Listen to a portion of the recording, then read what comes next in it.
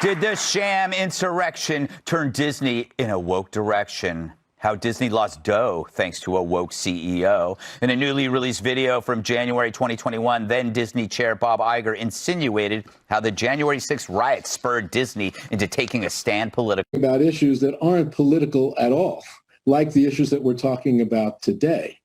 Because we believe in doing so, maybe it looks like we're taking a stand. Well, in that reality, we should be taking a stand. Just commenting about what happened in Washington last week, that's not political on our part at all. We know that what we saw was fundamentally wrong and that it was rooted in hatred and disrespect and contempt and intolerance. Thank you, Heavenly Father, for giving the inspiration needed to these police officers to allow us in this building. And we should feel free as a company to comment about that without retribution.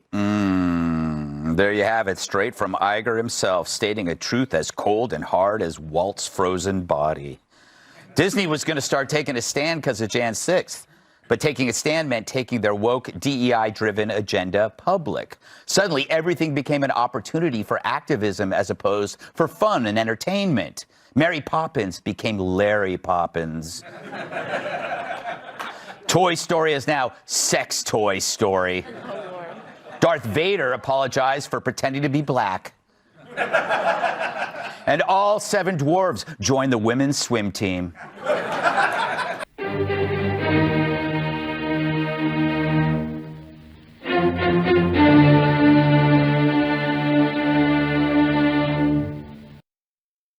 Well, hello, kiddies. It's your friendly neighborhood watchman, here with you today to talk about our favorite CEO, a man who needs no introduction and puts the woke in woke Disney.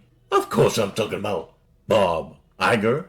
And recently, a newly leaked video has Iger babbling about January 6th and whether or not taking a stand constitutes being political. His comments on this video should come as no surprise to anyone that doesn't have their head up their ass. But I digress. But without further ado, let's get into this article from Bounding Into Comics with the byline by our friend Spencer Backley. I said Backley, not broccoli. So let's do this shit. Here's a picture of our DEI hero, Bob Iger, talking dishonestly with Jon Stewart. There, fix that caption for you. In recent years, the question of why exactly did Disney decide to throw their rat into the political ring? No, I read that correctly. Has been burning on the tongues of everyone from the studio's casual viewers to their most vehement critics. Pointing to myself. And according to a newly leaked video, it appears the answer all has to do with one Bob Iger. Insert gasp sound effects here. And the events of January 6th, 2021. Good gosh. Color me shocked. While the House of Mouse, like most organizations,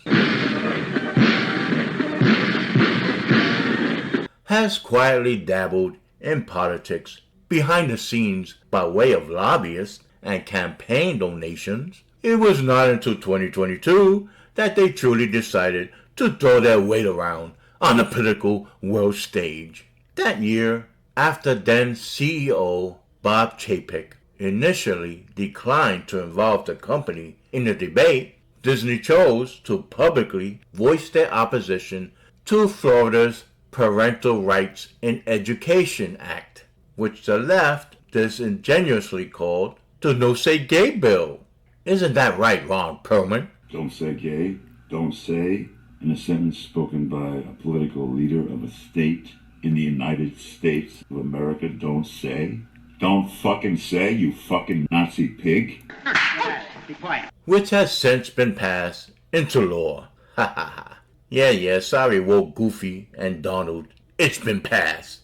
We were opposed to the bill from the onset, and we chose not to take a public position because we felt we could be more effective working behind the scenes directly and surreptitiously were lawmakers on both sides of the aisle, Chapek told the public during the company's 2022 annual shareholder meeting.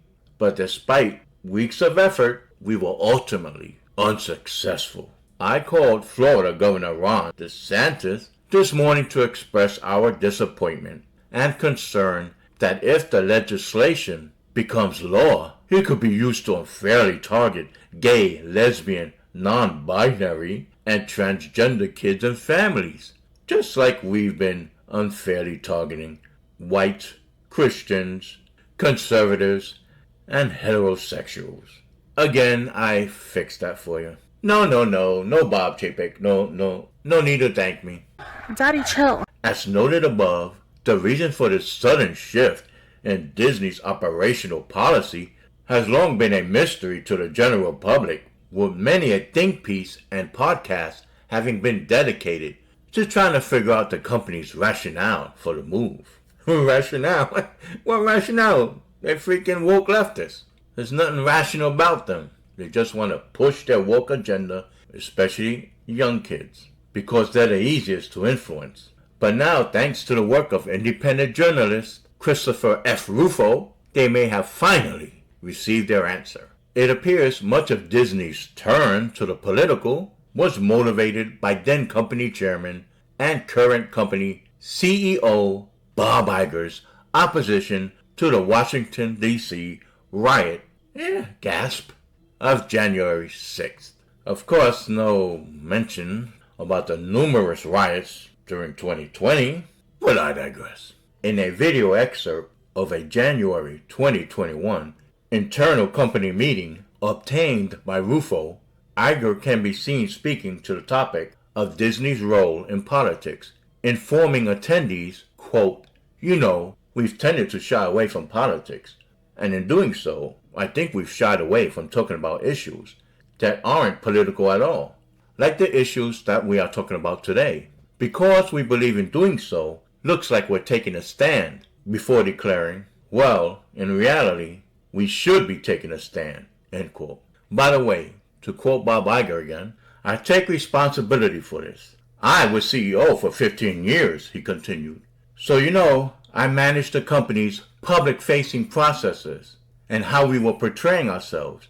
And I think that we have to be less cautious, as I think then CEO Bob Chapek was just alluding to about such things, and not be concerned, end quote. It was then that Iger raised the specific topic of January 6th, asserting, quote, like commenting on what happened last week in Washington. That's not political on our part, at all.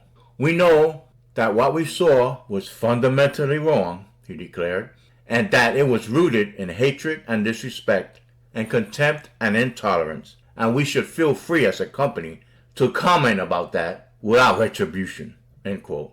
Of course, we saw and heard that for ourselves in the intro to this video.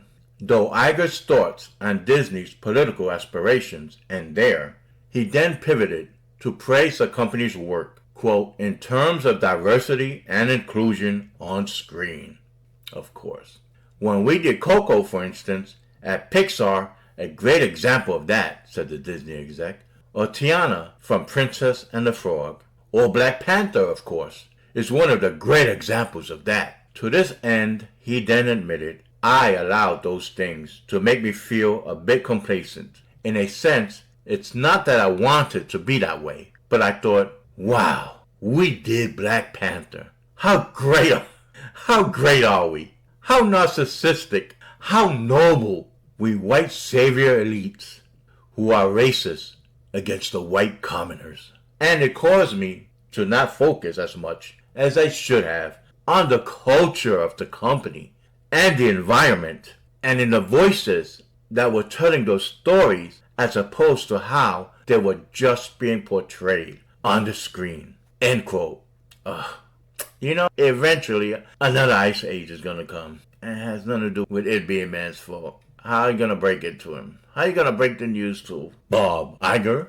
As of writing, Disney has yet to offer any public comment on the video excerpt shared by Rufo. Rest in peace, Chadwick Boseman. Gone much too soon. So folks, as is customary when we have the opportunity, we shall dive into readers' comments and see what they have to say. To start us off is the ubiquitous, at least around these parts, Bunny with a Keyboard. I'm only 3.5 years old. Tips for making family entertainment. 1. Don't make stuff that parents don't feel comfortable showing their children. Feel free to add more.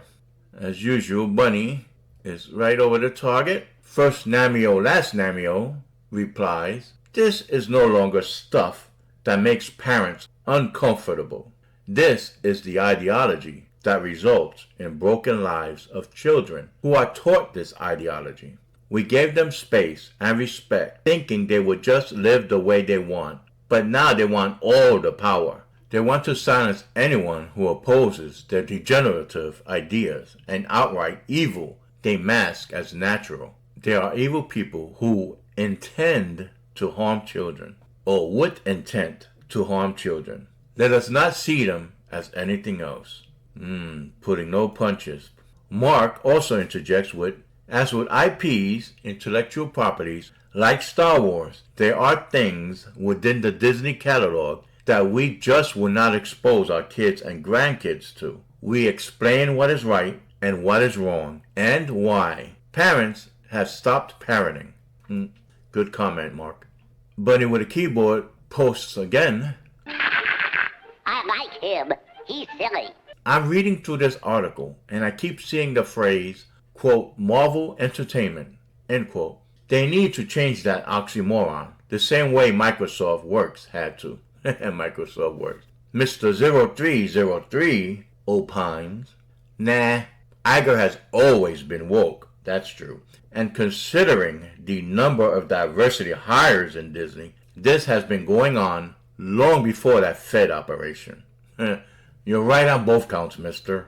Art Nessie replied, in fact, his first sign of doing something like that was way back when Path to 9/11 was being made, where he was directly responsible for sabotaging its release twice. First time by making it impossible to release it until after they cut a scene that was critical of Clinton, and then outright burying any chance at a DVD release despite promising to do so, not even selling it to Lionsgate. And the reason was purely political. He wanted Hillary to have a chance at 2008. He ain't lying. Well, folks, with much regret, we have to end the comments here. Can't make the video too long, for obvious reasons. So, kiddies, we've reached the end of this video.